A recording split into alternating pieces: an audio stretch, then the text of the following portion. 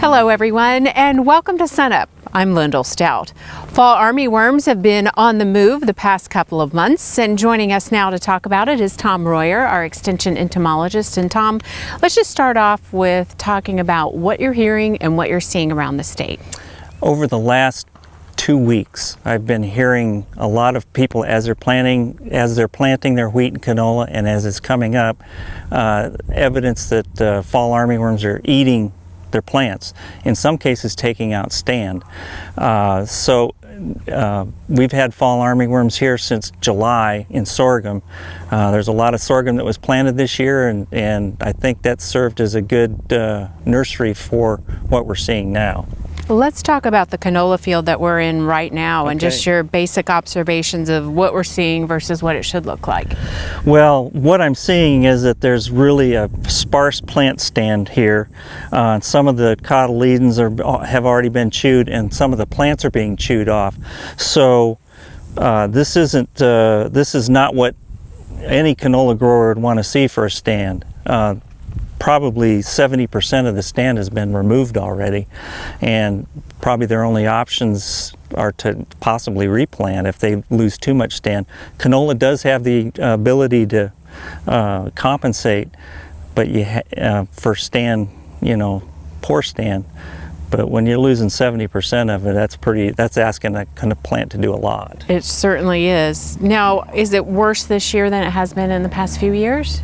Oh, I think this is probably the worst fall armyworm year I've maybe one of the top 2 in the 18 years I've been here. So this is a bad one. They came early. We started seeing fall armyworms coming into Oklahoma in late June and July, and the populations have just continued to grow and increase. Now we have resident moths and resident caterpillars, and they're just going to be here until we get a killing frost. So in terms of what producers need to do, it's important to get out in those fields, both canola and wheat growers, right? Absolutely. They need to be watching right away, and if they notice in canola 1 caterpillar per row foot, treat. In wheat, 1 to 2 caterpillars in canola, treat. And the best treatment options? We have a number of options. One of the things that I have been starting to hear from producers is, because the plants are so small and there's so much just bare ground, some of the insecticides that would normally be pretty effective are not as effective right now because there's not a lot of plant to cover. So if a caterpillar is walking across the ground and eating it, they're not getting a strong enough dose stomach-wise. They might be picking some up as they're crawling, but I haven't heard the best options. I haven't heard the best outcomes sometimes of control. So I would suggest going with the top register, the highest registered rate you can when plants are this small. Try and use as much gallons as you can, because we are experiencing fairly dry weather, and there's a couple of if you can find a plant or an insecticide mixture of say a pyrethroid plus something else, that might be a little better too. It sounds like growers have their work cut out for them in terms of battling armyworms. And it has, it started back a long time ago, and it hasn't ceased, and I feel really bad for producers this year and having to make the management decisions, because it's been a tough year to deal with them. Now, when it gets colder, we'll have some relief, right? Definitely, but it takes a killing frost for these caterpillars to finally die off, and they won't be back until next year, and we'll just hope that they don't build up and come up here as fast as they did this year. Okay. Tom, thanks a lot. Good advice. And for more information on fall armyworms, we have a new current report out, and we'll put a link for you on our website, sunup.okstate.edu.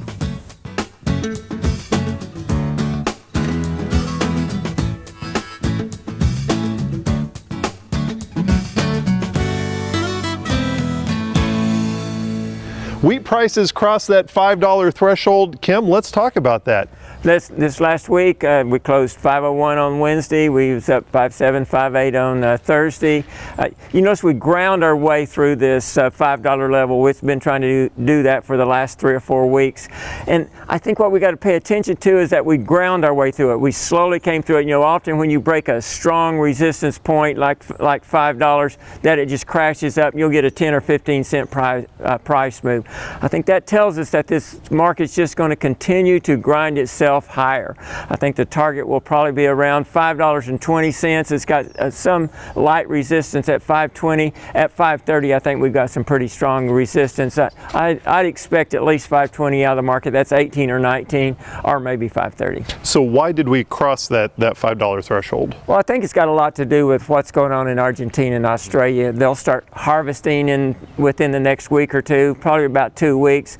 You know, 80% of the world's crops already been harvested. The next 2 exportable crops is Argentina and Australia. It's been dry. They've had some production problems in that area, and I think the market has just lowered the expectations for production in those countries. Lower production means higher prices for us. We'll just have to wait and see what happens. Speaking of weather conditions, parts of Oklahoma got a little bit of rain this week, other parts didn't. Let's talk about that. Well, it's been dry. You talk to producers all over the state. A bunch of them's been dusting it in. I think the good news of the ones that got the rain, it was a light rain. It wasn't a hard rain to pack that soil so that this seed can come on up and we can get started, maybe get some cattle out on that pasture. This rain, where they hadn't planted, we're going to see those planters moving, and hopefully we'll see some wheat in the next couple of weeks. Now, let's talk about the cost of production of the guys out there in the fields right now and how that could play into the price of wheat, say in June and July. Well, as you look at harvest of 2016, that July contract, it's up in the 545 level. The basis around most of the states around a -40. If you get in southern Oklahoma, it's a -50 cents. If around Enid area, maybe a -27 something there. But using a -40, the market's still offering you around $5 and a nickel. Most cost of production is $5 to $4.75 or less, so most of the producers in Oklahoma right now at least looks like the market's going to offer them slightly above variable cost of production. It won't cover their total cost, but at least it's going to cover their out-of-pocket cost.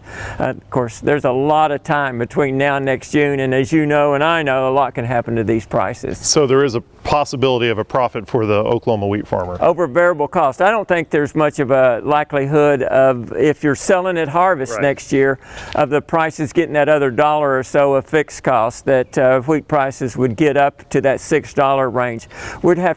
Our crop would either have to be relatively low, or the foreign crops not be, the planting and the growing conditions of them not very good. Okay, thank you much, Kim. Kim Anderson, grain marketing specialist here at Oklahoma State University.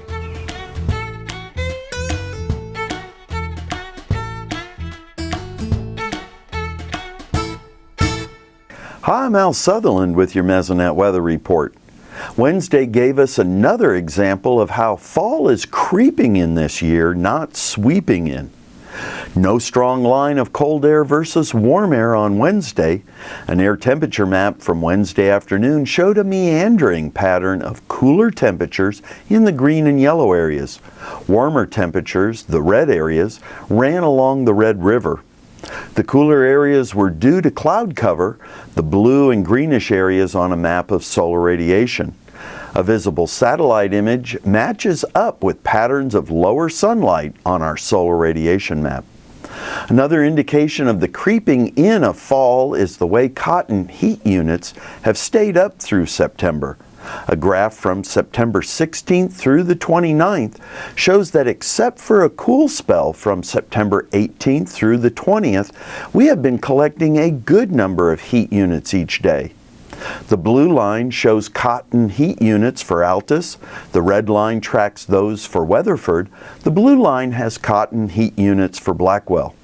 On most days, this graph shows higher heat units in the south and lower heat units in the north. Here's Gary with a September wrap-up. Thanks, Al, and good morning, everyone. Well, we just finished up the month of September, so I thought I'd take a look back at the month and also see where we are with the drought monitor. So let's get started. Well, unfortunately, after this flash drought began in August, September was no help. You can see from the newest drought monitor that moderate and severe drought continued to spread to the west along the Red River. At least we were able to stick with just abnormally dry conditions, that's the yellow color, across the rest of Oklahoma. So one good bit of news with the newest drought monitor, but we definitely need rain. As I said, September was no help, as you can see from the Mesonet's departure from normal precipitation map for the month. Most areas of the state were from 1 to 3 inches below normal. Now on top of that, the heat didn't help either. As you can see here from the departure from normal temperature map from the Mesonet, most of Oklahoma was from 2 to 4 degrees above normal, so more evaporation, which led to more water stress and of course more drought intensification. In other words, the flash drought took off. Well, here's some good news. This is the U.S. monthly drought outlook for October from the Climate Prediction Center, and we can see that area of drought across the southern parts of Oklahoma that we expect drought to either improve or be removed completely in some areas. So that is definitely some good news with some good rains expected, possibly the 2nd to 3rd week into October. If we need rain past that, we still have that El Nino building in the equatorial Pacific, and that's going to give us hope for more rains after the early part of fall. That's it for this time. We'll see you next time on the Mesonet Weather Report.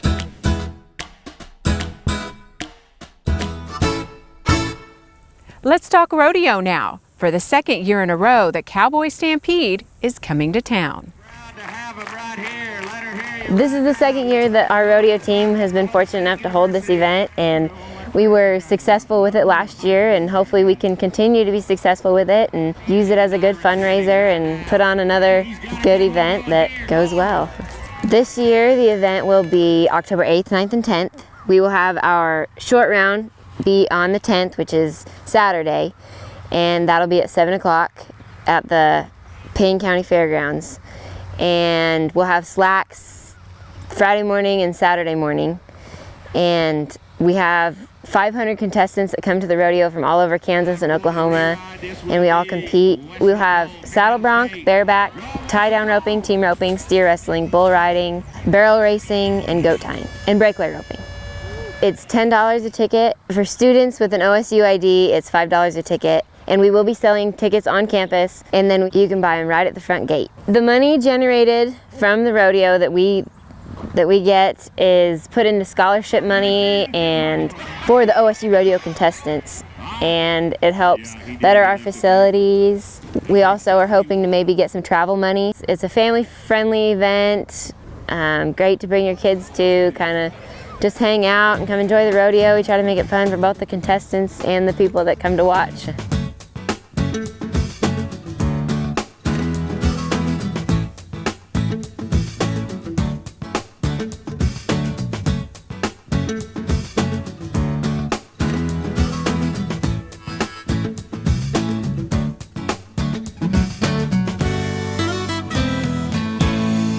Weaning time obviously is a stressful time for those spring-born calves that we're going to wean here in late October, perhaps even November. One of the management strategies that we can use to reduce that stress is what we call fence line weaning. Fence line weaning has been studied in several different places around the United States. For instance, in California, one of the first universities to look at fence line weaning, and they found that calves that were weaned just across the fence from their mothers actually got off to a better start. They gained more in the first 2 weeks after weaning, and in that study, those calves maintained that weight advantage out as far as 10 weeks. The Michigan State scientists also studied the concentration of a protein that indicated stress in the calves, and they found that the calves that were fence-lined weaned had lower concentrations of the protein haptoglobin as compared to calves that were weaned totally out of sight, out of mind from their mothers. Now, in that particular study, as we said, they had a significant difference in weight gain the first 14 days, but over time the two groups actually showed about the same weight gain in the long run. I think getting those calves off to that good start is still very, very important in terms of health of the calf and getting them started eating as soon as possible.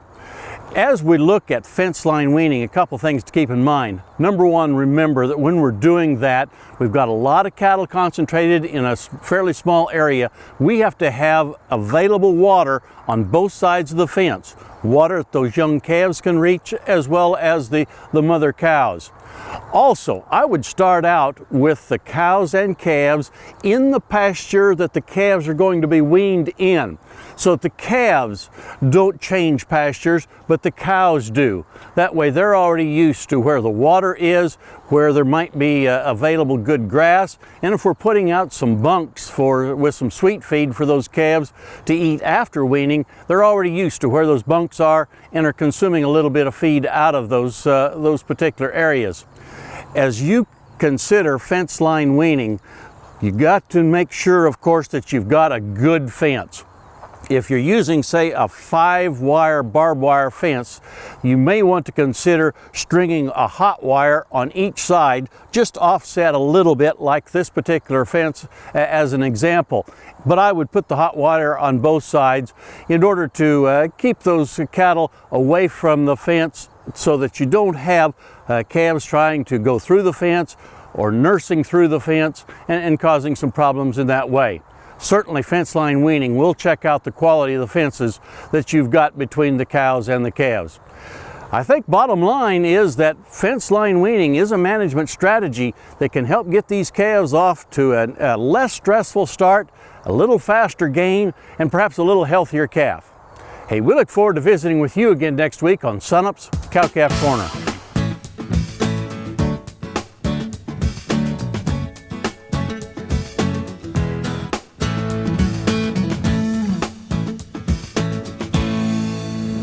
With football season here, a lot of people love tailgating, and today we want to cover some food safety tips when it comes to tailgating specifically. We're here with Ravi in the Food and Ag Products Center Test Kitchen, and Ravi, let's just start with why is food safety so important during tailgating season? Every year, 48 million Americans get sick, and that turns into 1 in 6 Americans. And then again, about 128,000 people need some type of hospitalization and medical attention, and 3,000 people die because of some sort of foodborne illnesses. And usually the number of foodborne illnesses goes up during summer and fall because of the increased outdoor activity such as tailgating and camping, hiking, and family picnics. So it is important to keep ourselves safe during this time. That's why it is important to practice good food handling during tailgating. Now, in terms of food safety specifically during tailgating, what are some of the misuses that you commonly observe? The most common thing I've noticed is people do not plan ahead. They don't have enough ice or frozen gel pack for their coolers. Undercooked meat. People use the same container to carry cooked meat and raw meat, and again they don't wash their hands often enough, and sometimes people keep food out, perishable food out for long period of time that make that food susceptible for foodborne pathogen growth. What's sort of the benchmark of time that we need to keep on our minds when we're out, celebrating game day and our favorite team? So let me give you like all the things that we should take care or we need to worry about while we are tailgating. First of all, we need to cook our food properly, and thermometer. We always need to use thermometer during the cooking process. For any intact piece of meat, we need to cook it at 145 Fahrenheit internal temperature. The temperature for any ground beef or ground meat is 160. And when we are talking about any type of poultry, then we need to cook our poultry to minimum at 165 Fahrenheit to make it safe for consumption and kill all the bad bugs. The other thing that we need to worry about is that if we have perishable food that is out for longer period of time, for example, that if perishable food is out for more than 2 hours, then it needs to be thrown away. And if temperature of outside is more than 90 Fahrenheit, then the time window decreases to 1 hour. So be mindful of that, and if you have something out for more than 2 hours, just throw it away. Okay. Lots of good information. I guess the key is to arm yourself with information and the facts. Okay. Thanks a lot, Ravi. And for more information on tailgating food safety, visit sunup.okstate.edu.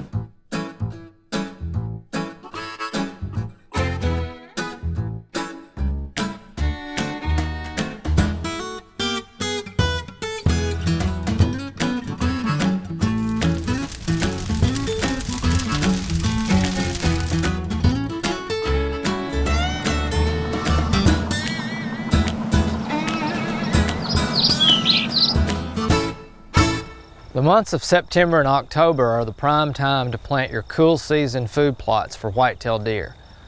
The primary cool season plant that we want to establish for whitetail in the state of Oklahoma is wheat.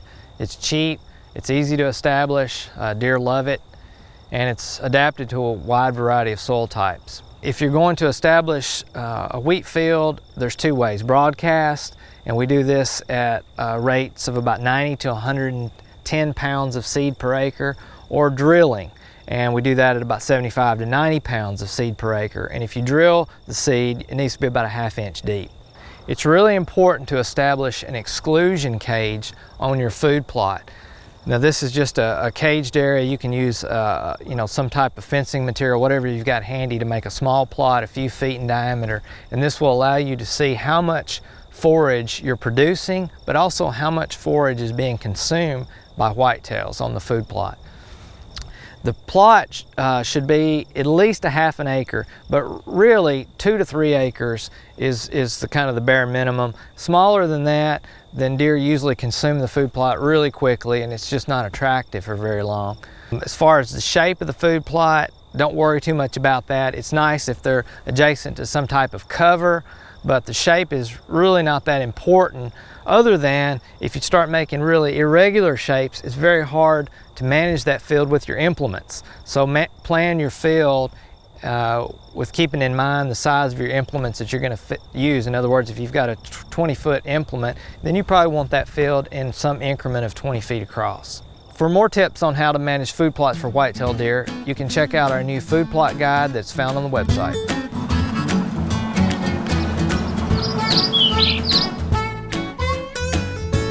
Now to a lesson on life and how communities are learning firsthand about the struggles that many Oklahoma families face every day. What's going on today is a poverty simulation. It's an educational experience for people so that they can kind of get a feel for what it's like to be of a limited resource and to live in a limited resource family. I'm Ben Bowling, and I'm a recently unemployed 42-year-old computer programmer, and my neighbor just dropped his baby off that needed to have some child care. But I don't know, I can't go anywhere, and I'm just sitting at home right now because my wife needs all the transportation. My kids are at school. I've got 3 other kids, so it's kind of a hard situation right now. So my name is Kate. These are my family members. I'm 57. We're African American. I have recently had a stroke, so I'm partially paralyzed. And I have a disability check that I get every month for $330. So there's an organization here in town called Stillwater Cares that has identified poverty as one of Payne County's, and Stillwater specifically's, greatest challenges. And so they invited Extension to come and facilitate the poverty simulation for them to help raise awareness of the poverty situation here in Stillwater. The city of Stillwater has a poverty rate of about 30%. Payne County generally has a poverty rate of about 23%, both of which are above the Oklahoma State poverty rate of about 16%, and which is higher than the national rate, which is about 15.8%. It's important because, as with any educational or any learning environment, experience is usually the best teacher. And so in a way, this helps them feel the pressure, feel the uncertainty of not being able to meet their basic needs. Having those medical expenses and being unemployed, like I've never really had to deal with something like that in my life. So yes, I think it's a definitely, like, I mean, especially the fact that it's free and you get to come and do this. Now I know not everybody can take off work, but it's been a very good experience so far. I'm already feeling the stress I think that a 42-year-old would be dealing with. So. Poverty simulations are really designed for people who maybe have never experienced a limited income. So it's really more for people who maybe work with those populations but have never lived it day to day. The simulation is really set up and designed to make those daily living tasks a little bit challenging, because the more limited your income, the more likely that is going to happen. And for those that are in higher incomes that participate, they really have an eye-opening experience. They understand why people maybe make some of the choices that they do that they don't understand. You know, we're at the point now, it's like, do we, you know, how do we pay mortgage? How do we get food? How do we get cash all our checks and get transportation passes? So it's very stressful trying to juggle everything. And we're definitely living paycheck to paycheck in our simulation right now. Thanks so much for joining us this week. I'm Lyndall Stout, and we'll see you next time at SUNUP.